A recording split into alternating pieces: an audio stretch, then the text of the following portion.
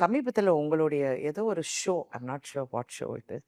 நீங்க ஒரு பெண்ணிடம் கேட்க, ஷி செட், எனக்கு இந்த ஷோக்கு வரதுக்கு நான் கடன் வாங்கிட்டு வந்தேன். ம்.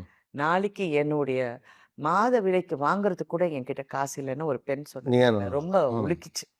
வை இஸ் ஷி டூயிங் தட்? பசங்களை படிக்க வைக்கிறதுக்கு. ஸோ இந்த பேலன்ஸ் இருக்கு பாருங்க, இந்த பசங்களை படிக்க வைக்கிறதுக்கும் நம்ம வாழ்றதுக்கும் அவங்களுக்கு எப்படி இந்த படித்த பெண்ணோட வாழ்றதுக்கு அந்த ஆணுக்கு சொல்லி கொடுக்கணும். ஓகே. ஆக்சுவலா படித்த பெண்ணை படிச்சவன் மட்டும் தான் பார்க்குறாங்க. அவளுடைய எமோஷன்ஸ், அவளுடைய எக்ஸ்போஷர், அந்த எம்பவர்ட் அந்த எம்பவர்மெண்ட்டை இன்னும் ஆண் உலகம் சரியா பார்க்கல அப்படின்னு நினைக்கிறீங்க? கண்டிப்பா இல்லைங்க. ஓகே. ஹேவ் யூ மெட் ஹர்? இப்போ நீங்க சாதாரணமா இப்போ ஒரு நான் ரொம்ப சிம்பிளா சொன்னீங்க, ஒரு படம் பாருங்க. அதிலே வந்து த ஹோல் கன்ஃபியூஷன் இஸ் அவங்க 2 பேரும் புரிதல்ல. அதாவது பெண் வந்து நாங்க 10 படி இறங்குவோம் ம். ஒரு ரிலேஷன்ஷிப்ல. ஒரு படி இறங்குறதுக்கு it is a process for them.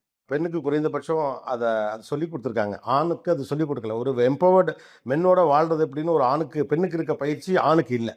கண்டிப்பா இல்ல. பட் இது எங்க கொண்டு போகும்னு நினைக்கிறீங்க? இந்த இந்த they will learn. It's going to be ஆண்களுக்கு தான் கஷ்டம். பெண்கள் வந்து போட்டு போயிட்டே இருக்காங்க இப்ப இருக்கிற பெண்கள். எனக்கு தெரிஞ்ச நிறைய ஃப்ரெண்ட்ஸுங்க அவ்வளோ செலவு பண்ணி கல்யாணம் பண்ண அடுத்த மாசம் பார்த்தா டேவர்ஸ்ன்ட்டாங்க.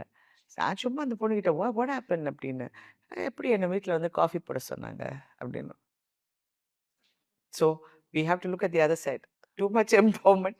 அவங்க வந்து okay, there is a lot of அந்த சிஸ்டமே இப்போ மாறிடுச்சு.